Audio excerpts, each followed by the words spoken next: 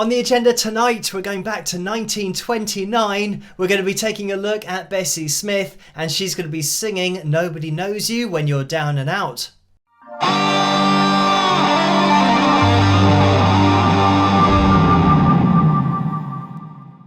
Hello, Phil here from Wings of Pegasus, and welcome to another analysis video. If you enjoy this video, please give it a thumbs up and subscribe. So, Bessie's voice was prevalent 100 years ago. I mean, she started singing in, about 1913, something like that, had a lot of success in the 1920s, and then by 1923 is when she signed a record deal and then released music from that point on. It just so happens that this particular song comes from 1929. But the request for this video was asking about Bessie's voice and the fact that she didn't sing to equal temperament. And I'm going to explain a little bit about that in this video, but I have isolated the vocal, run it through the pitch monitoring software as always, and we'll have a listen to it the whole way through. And there isn't a video with this, because it's from 1929, is probably most of the reason behind that. But we do have the vocal lines on screen, so we can see what's going on with Bessie's voice. Let's jump into it, see how she gets on.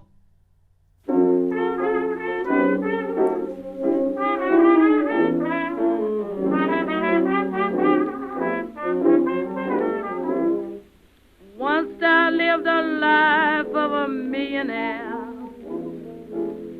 spending my money I didn't care. I carried my friends out for a good time, buying bootleg liquor, champagne and wine. When I began to fall so low, I didn't have a friend and no place to go. So if I ever get my hand on a dollar again, I'm gonna hold on to it till them eagles grin.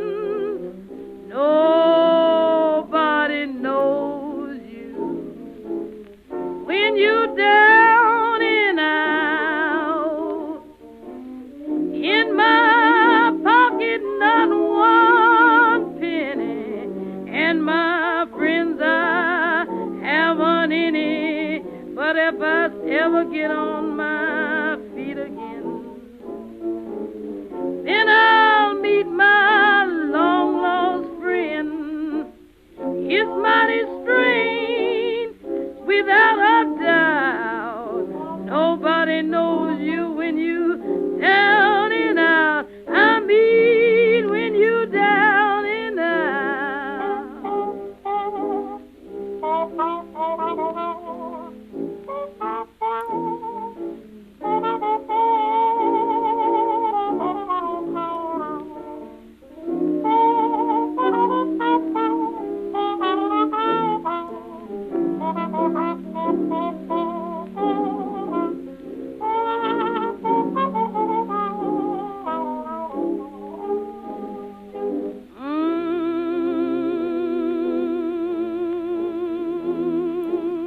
When you down and out, not one penny, and my friends I haven't any. I done felt so low. Nobody wants me round their door. Without a doubt, no man can use you when you down and out. I mean, when you down and out. And there we have it. So, a few technical points to make when we start the analysis. First of all, I have calibrated the pitch monitoring software to 460 hertz, I do believe, somewhere around there. So the reason for that is, very much the reason for this particular video and the request for this video, to show that Bessie is not singing here to 440 hertz tuning. And basically, when we're talking about that, it's become the standard of tuning since the mid to late 50s, maybe 1957, around that kind of point, where having your A note on a piano being 440 hertz, that's what it was set to. And that's a frequency, and sound notes are frequencies. So if you take the A at 440 hertz, if you just took that note and then raised it a little bit higher, the note would change. You'd see the frequency change. Actually, what I'm going to do is zoom in to show you exactly what's going on here. Right at the top of the screen, which I'm going to have to move this in order to see. Hopefully we can see it right at the top there. Here we go, 398 hertz. So I'm going to let this play through, and you'll see this number change all the time. Have a look. When you down and out. So hopefully you saw there, for the higher note, we were at 430, 450 hertz, and then Down and out. we've gone now. We've come down in pitch, so therefore the number has got lower. And that's basically what it is in a nutshell, that every sound we make, every pitch that is hit, is a particular frequency. The higher the frequency, the higher the number will be. It goes up. The lower the frequency, the lower the note, and the number will go down. So this is the point, that when we get to an A note, as we call it, that is 440 hertz. So if I was to play a keyboard note, it would say 440 hertz here when I played an A4. Some people call it A440 because it is that particular note. Once you have that note, every other note is now in relation to that note. It's all with equal temperament, 100 cents above and below. And cents are just an increment value, an incremental value between the one note and the next note. So it's a way of organizing sound so that we can call particular notes, A, B, C, D, so that we can literally go from 100 cents from one note to the next. Obviously, if we're talking about actual notes, it goes A and then A sharp, B, C, C sharp. So we've got sharps and flats in there, which are all separated by 100 cents.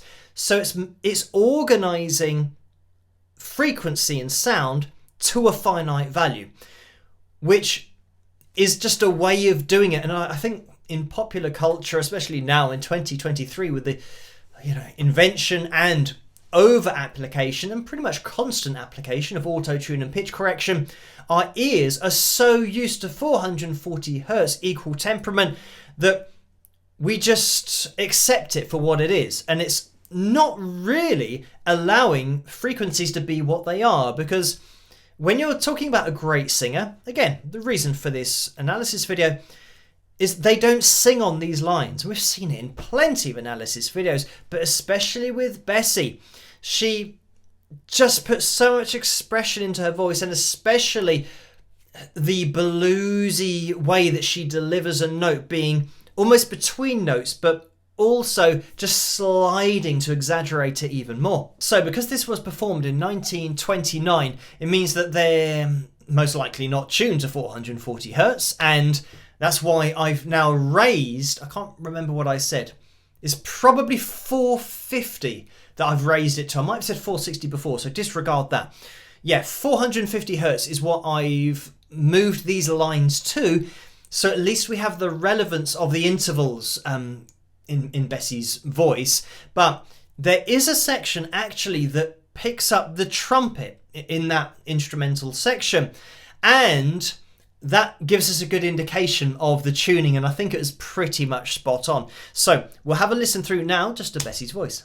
Once I lived a life of a millionaire, spending my money I didn't care. So the lines that we have on screen are giving us quite accurate intervals here as to where these lines would be in relation to the instrumentation that she's singing along with.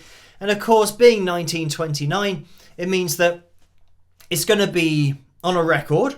So the speed that that record is spinning is going to determine its pitch as well. So this is why you have such wide variations in different songs, especially when you're looking at songs that are so old, and then you've got the whole transformation of the original recording, then making it digital, and obviously the speed that it's playing back when it's then recorded digitally, it'll now always be at that speed because it's a digital file. So you can't just take your turntable and just try and kind of speed it up, or if, you know, it might have been running too fast. Therefore, it'll be higher, it'll be sharp.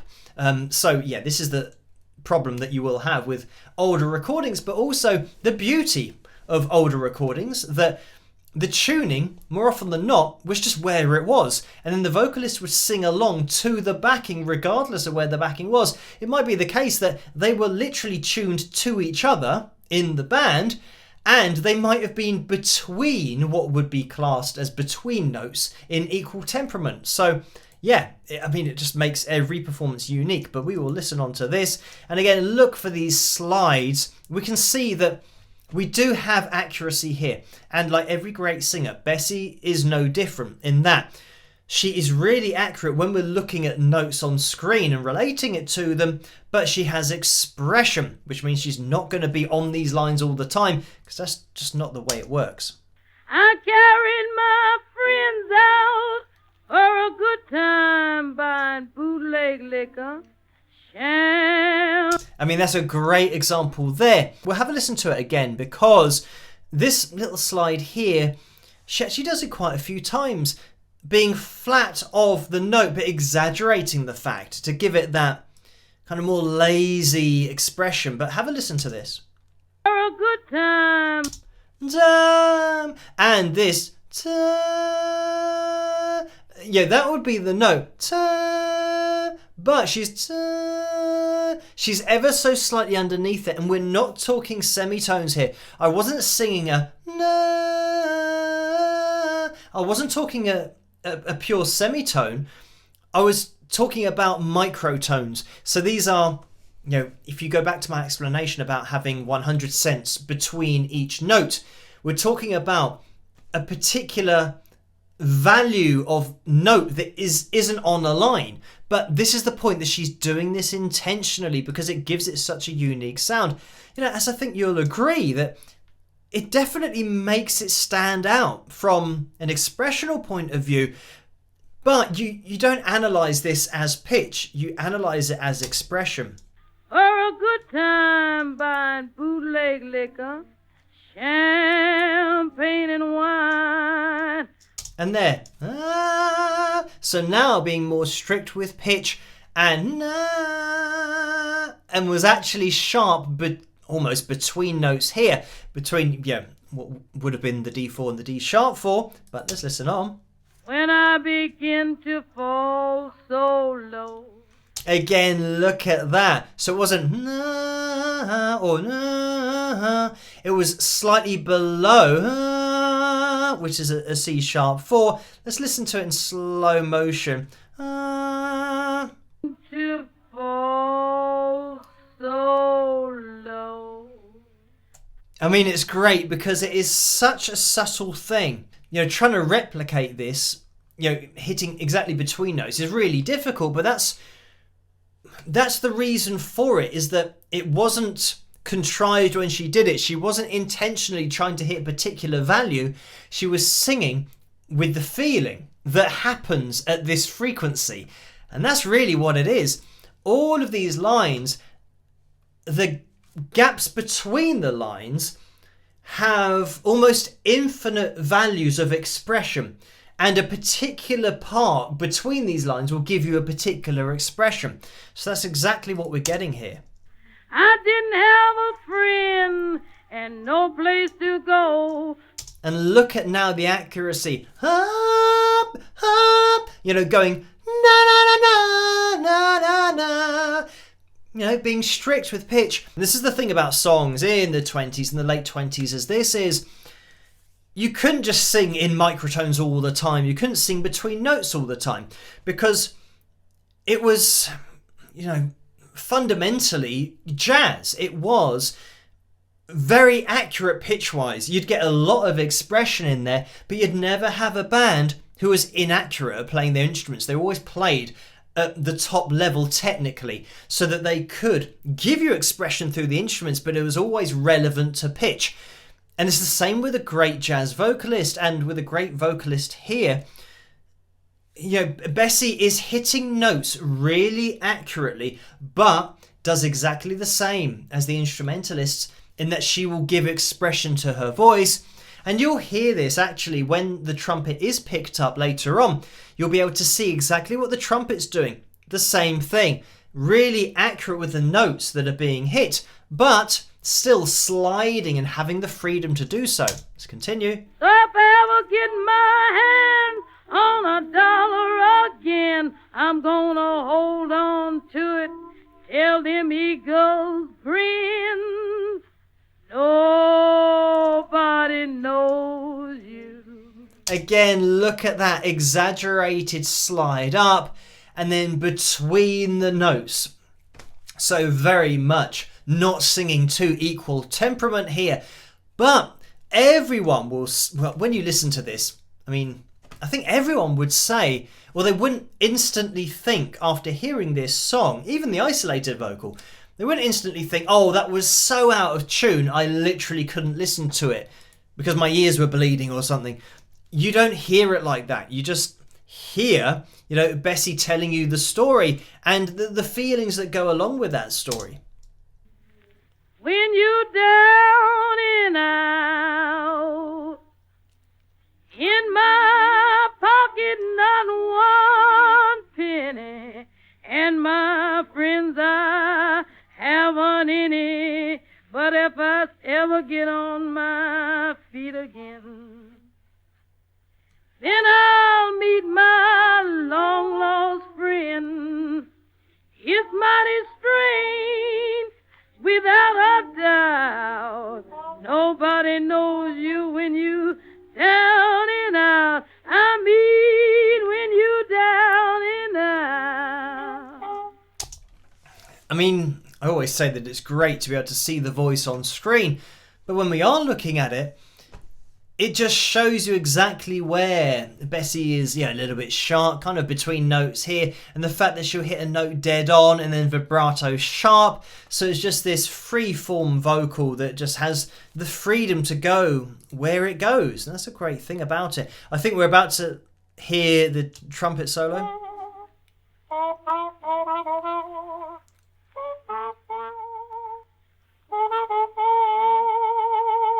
This is good, even though, saying that it's an A5, no, it's an A4. So, it's just picking up a frequency that's an octave higher here. But the good thing is, for our tuning and our relevance to 450 hertz, we can see that we're pretty close here. So, it's giving us a good indication of probably, if they weren't tuned at that particular frequency, at least it's giving us an accurate representation of where the playback is sat.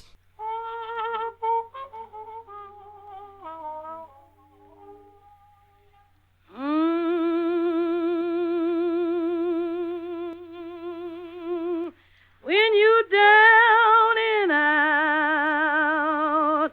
Again, just great accuracy there. Coming in with just holding this hum, but we've got this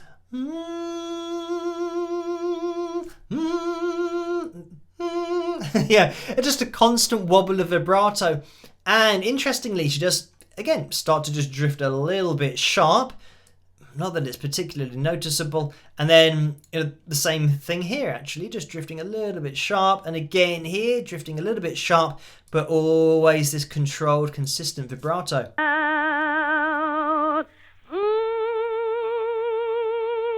Not one penny, and my friends I haven't any. Again here, bang on, sliding up then just below the note. And I fell so low.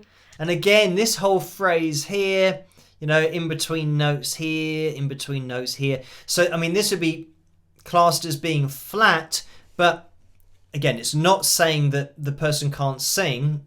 It's saying it's literally flat of the note, because that's where the expression is.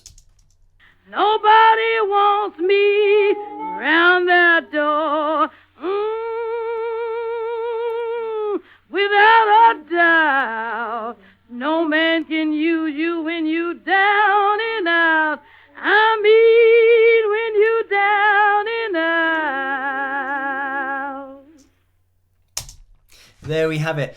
So, I mean, what a unique voice, but what a great blend of, you know, vocal accuracy but expression as well. And we can see it on screen exactly where her voice is falling. The other thing to mention is that I think this was written in 1923 originally. So this is, you know, Bessie's version of it. And I know that a lot of people will know, you know, if you're a fan of Eric Clapton, you'll know this song anyway. And then when you're talking about, you know, just the blues scale, if you do play guitar, then just throwing in that extra semitone, you will know that, you know, you can either go up the full semitone, but by playing guitar, exactly the same thing as the voice, when you bend a string, you are simulating the human voice. When you're fretting notes, you're not, because generally guitarists are tuned to 440 hertz anyway, which means they're going to get that representation of that particular frequency. So when you're playing the guitar and you do a bend, you're now applying microtones. So if you want to play blues scale, you can bend it up a full semitone if you want to, or you can do what Bessie's doing here, which is bend it half the way to the next semitone, but you're getting those microtones. So this is why, you know, I'm sure that, you know, Eric really did lock into Bessie's voice, especially because of that kind of expression. And a lot of great guitarists are fans of, you know, not only the great blues guitarists, but the great blues singers that sang in a particular way that then guitarists could start to simulate with their bends on their guitar. But anyway, thank you guys for suggesting this particular song for me to take a look at. As always, let me know what you guys think in the comment section below. Keep those requests and suggestions coming for future videos. If you did enjoy this video, please give it a thumbs up and subscribe, and I'll catch you guys at the next one. Rock!